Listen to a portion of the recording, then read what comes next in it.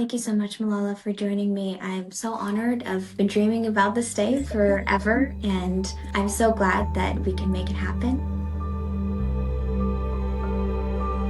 How do you deal with the emotional aspect? At times I felt like I was just going back to the story of how I got out of Afghanistan and the horrible things the Taliban are doing.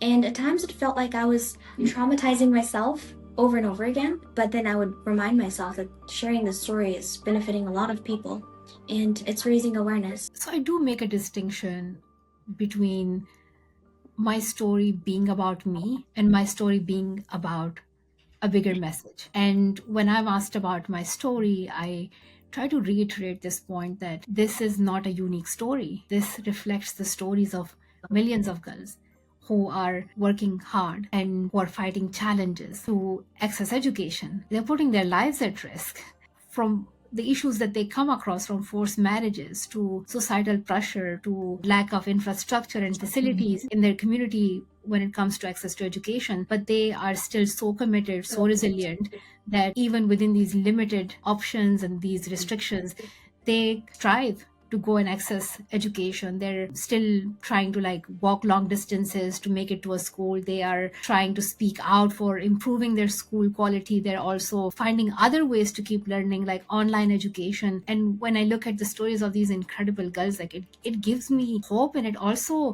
just reminds me that we are only doing a very small part of the work. It is a collective work. So sometimes when it comes to sharing your story, it can be quite difficult because you are a part of it, and it can be emotional. Also sometimes feel like you have said it so many times that you don't want to keep talking about yourself. But then again, I think you have to remind yourself that it's not about you.